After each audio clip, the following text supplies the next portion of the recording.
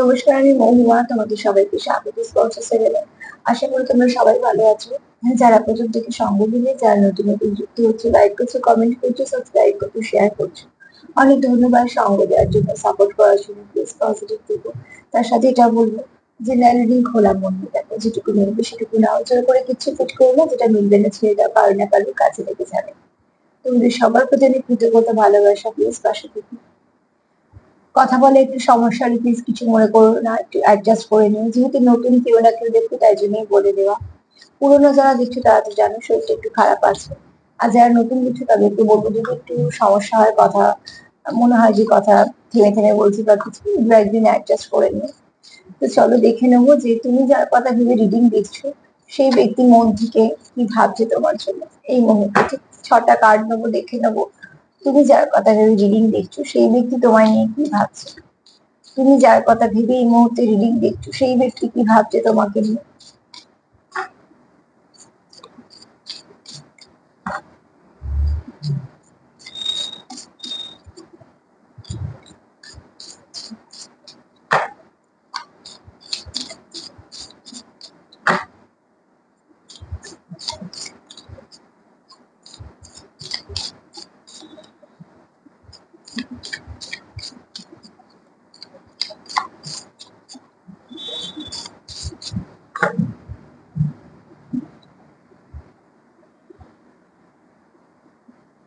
এখানে কেউ তো আছো যে চেষ্টা করছো তো অনেক কিছুই ভালো করার, ঠিক আছে, কিন্তু যেটা হচ্ছে সেটা হচ্ছে যে যতটা চেষ্টা করছো ততটা হয়তো কাজে আসছে না। কেন দেখো এখানে তোমরা যেটা চেষ্টা করছো তোমাদের মতন করে, যতটা ভাবছো যে সেখান থেকে ঠিকঠাক হবে, হয়তো চেষ্টাটা করার ফলেও সেটা ঠিকঠাক হচ্ছে না। এখানে অনেকেই আছে যাদের এই সময়টা খুব একটা ভালো যাচ্ছে না, ঠিক আছে, সেটা সম্পর্কের দিকেও হতে পারে, কাজের দিকেও হতে পারে। সময় খারাপ মানে যে বিশাল খারাপ হতে হবে তার মানে না, হয়তো হওয়া কাজ একটু আটকে যাচ্ছে বা কোথাও ডিলে আসছে। আমি ছোট ছোট ব্যাপারগুলো কি বলছি, ঠিক আছে। এখানে কেউ তো আছো তোমরা যেটা ভাবছো যে যেরকম ভাবে তোমরা চেষ্টা করছো ভালো হওয়ার জন্য, ঠিক ততটা ভালো যেন হচ্ছে না, কোথাও আটকে যাচ্ছে। এটা তোমার পার্টনারে মনে হচ্ছে, মানে তুমি যার কথা ভেবে রিডিং দিয়েছো তার মনে হচ্ছে।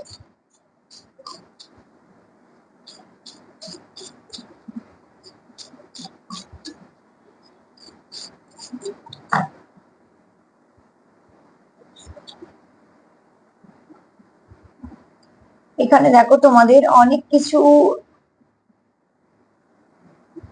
তোমাদের মাথার মধ্যে অনেক চিন্তা, ঠিক আছে, অনেক কিছু মনের মধ্যে চিন্তা ভাবনা, সেগুলো যখন তোমরা বলতে চাইছো, আমাদের প্রিয় মানুষের কথাই বলছি, সেগুলো তোমরা ঠিক গুছিয়ে বলতে পারছো না, যেহেতু তোমাদের একটা সময়টা ঠিক ঠিকঠাক চলছে না, কিছু সমস্যা আছে। তার জন্য মনের মধ্যে মাথার মধ্যে অনেক কিছু থাকা সত্ত্বেও সেটাকে তোমরা ব্যক্ত করতে পারছো না। এটাকে আমি দোষ গুণের মধ্যে দিচ্ছি না, দেখো পরিবেশ পরিস্থিতি সবসময় আমাদের সঙ্গ দেয় না। অনেক কিছু সময়তেই আমাদের পরিস্থিতি একটু উল্টো দিকে চলে যায়। তার মানে এটা নয় যে আমি সেখান ছেড়ে চলে আসবো, তার মানে আমাকে ওয়েট করতে হবে একটা ভালো সময়। প্রত্যেকটা সময় আমাদের কিছু না কিছু শেখায়।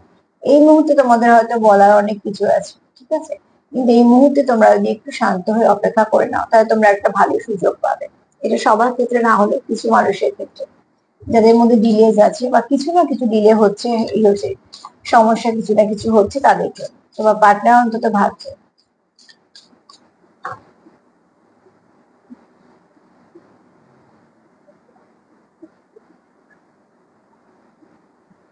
এখানে কেউ তো চাও যে তোমাদের সম্পর্কটাকে খুব ভালোভাবে গ্রো করতে, ঠিক আছে, কানেক্ট করতে।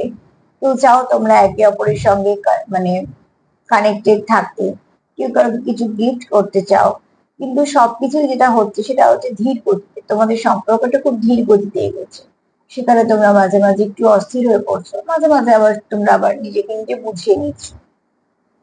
আফটার অল আমরা তো মানুষ, ভালো মন্দ, রাগ, হাসি খুশি সব নিয়ে চলতে হয়।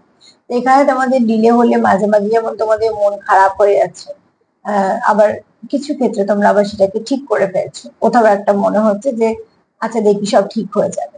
ধৈর্য ধরে নিজেকে ঠিক করছো, ঠিক আছে, সেখান থেকে তোমাদের একটা একটা কিছু তো ভালো তোমাদের নিশ্চয়ই হতে চলেছে, যেটা তোমাদের ইনটুইশন পাওয়ার বলছে। আর আমি যেটা বলবো তোমাদের সেখানে হচ্ছে তোমরা এটা ক্লেম করো, এটাকে ম্যানিফেস্টেশন করো। যখনই মন তোমাদের বলছে যে ভালো কিছু হওয়ার সময় আসছে বা হতে পারে আরো কিছুদিন পর হবে, সেটাকে মনে মনে কন্টিনিউ বলেই হোক বা যেভাবেই হোক, অনেক কিছু পদ্ধতি আছে, যে কোনো পদ্ধতি অ্যাপ্লাই করে ম্যানিফেস্ট করতে শুরু করো যাতে সেটা হয়। সঙ্গে সঙ্গে উল্টা ভাববে না যে না না হচ্ছে না, হবে না, কি করে হবে। এত প্রশ্ন করলে ইউনিভার্স কনফিউশনে ভোগে যে এ চাইছিটা কি। সেটা না করে বরঞ্চ যেটা মনে আসছে সেটার উপর ফোকাস করো।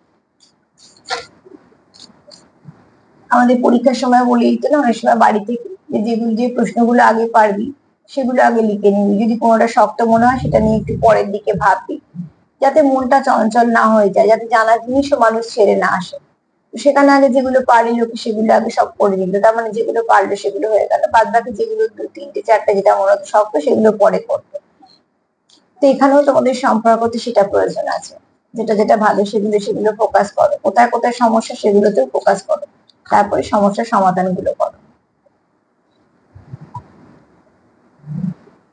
এখানে তোমাদের একটা কথা বলে, এখানে না কারোর একটা কিছু নেগেটিভিটি তোমাদের উপর কিছু এফেক্ট হচ্ছে, ঠিক আছে, এখানে একটা দুটো চোখ দেখা যাচ্ছে, তোমাদের হয়তো দেখা সম্ভব নেই কার্ডটার মধ্যে, কিন্তু দুটো চোখ ভীষণ হিংস্র, ঠিক আছে, খুব নেগেটিভিটি যেটাকে বলা হয় সেটা। তো তোমরা হয়তো কোনো নেগেটিভিটি শিকার, সবসময় যে সেটা ফেল ওয়ার্ক করতে হবে এইসবের দিকে আমি যাচ্ছি না। কিছু সময় মানুষের মনে এতটাই নেগেটিভিটি থাকে, সেটাও কিন্তু ভীষণ এফেক্ট হয়ে যায় উল্টো দিকে ভালো কোনো সম্পর্কের দিকে। যেমন একটা গাছে যদি ফুল হয়, বারবার যদি বলা হয় যে প্রচুর ফুল হয়েছে, কি সুন্দর ফুল হয়েছে, দেখবে সেই গাছটাতেও কিছু না কিছু এফেক্ট হয়।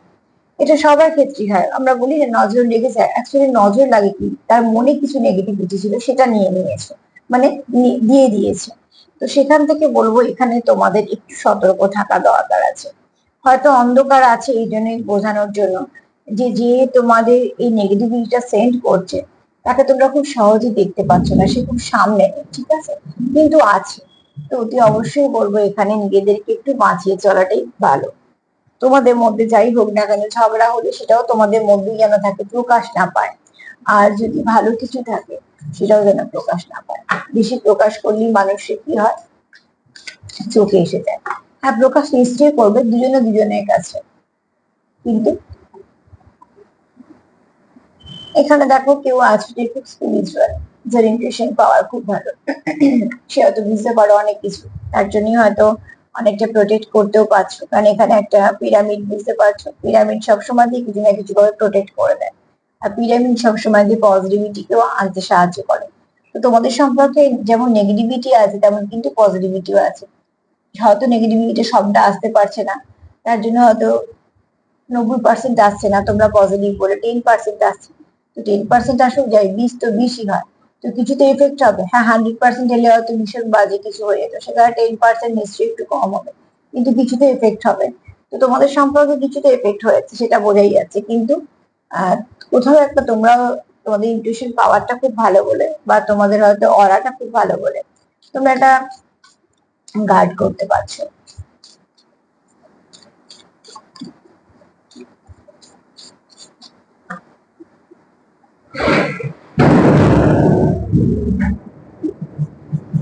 এখানে দেখো অতি অবশ্যই এখানে কেউ আছে একটু জেদ জেদ ডাক ইগো একটু বেশি, ঠিক আছে, এবং সেখান থেকে কিন্তু সে বেরোতে চেষ্টা করছে। একটা খোলসের মধ্যে যদি নিজেকে আটকে রাখে জেদ রাগ ইগো ফ্রাস্ট্রেশনের জন্য, এখানে কেউ তো আছে যে সেটাকে আস্তে আস্তে পরিত্যাগ করার চেষ্টা করছে, যেটা ভালো দিক।